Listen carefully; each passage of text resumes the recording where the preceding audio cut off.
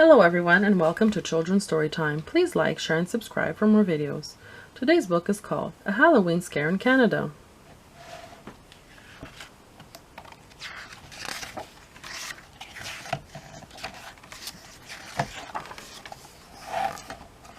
Prepare, if you dare, for a tale full of chills, a story of frightful Canadian thrills, a night filled with sights that are best left unseen. You ready? You sure? This was my Halloween. The werewolves howled loudly, the moon shone so bright. I stayed in my bedroom, the curtains shut tight. My heart started pounding, my knees felt so weak, but being a brave kid, I just had to peek. I pulled back the curtains, my mouth opened wide. An army of monsters had gathered outside. They staggered and stumbled and lurched down the streets, with bags full of cookies and candy corn treats. Emerging from sewers and houses and stores came creatures and critters with ravenous roars.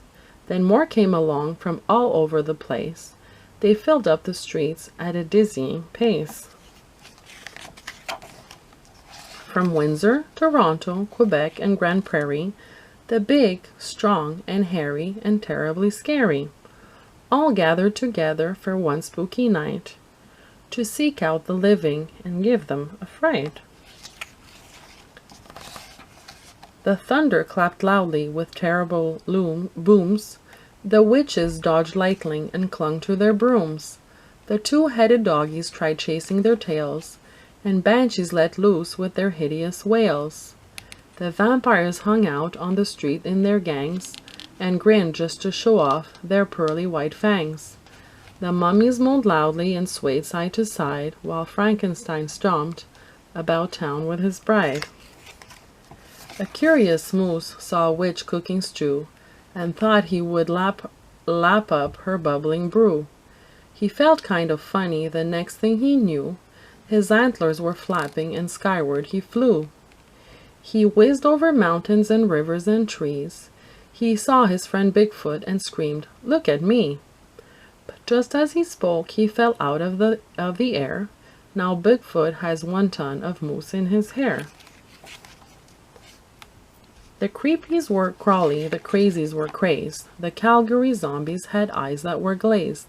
The Montreal ogres were ugly as sin, with big bulging noses and warts on their chin. The ghouls danced around but were lacking in soul. The gargoyles could rock and the headless could roll. Although the whole spectacle seemed to spell doom, I foolishly thought I'd be safe in my room. But then something happened that made my heart jump. From somewhere below me I heard a big thump. I froze for a moment, as quiet as a mouse. Yes, I could hear noises from inside the house. I put on my slippers and pulled on my robe. I shook like a leaf, but I don't think it showed. Then slowly but surely I crept down the stairs, preparing myself for the biggest of scares. My hands trembled wildly. I opened the door. I still shudder now at the horrors I saw. The stereo spat out some hideous sounds, and dozens of monsters jumped madly around. The sight was horrific, it made my skin crawl. These monsters were having their Halloween ball, and right in the middle one monster loomed tall, the hairiest, scariest monster of all. He turned round and saw me. I fell to my knees. "I'm not very tasty, so don't eat me, please." He beamed ear to ear and broke free from the huddle, ran over and gave me a big monster cuddle. "At last, we have found you," he said with a smile. "From Whitehorse to Moncton, we've looked for a while. We came here to give you your wonderful prize." He held up a trophy in front of my eyes. "A prize? And for me?"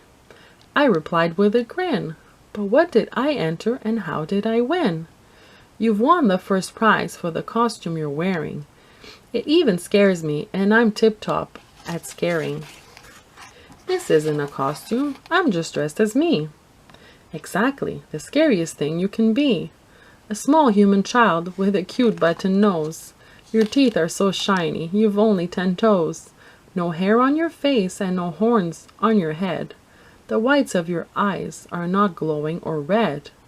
A bone-chilling costume, a horrible sight. A worthy ensemble for Halloween night. We partied together until the moon set. A Halloween night that I'll never forget. And next year I won't want to hide in my bed. The monsters won't scare me. I'll scare them instead. Thank you for watching.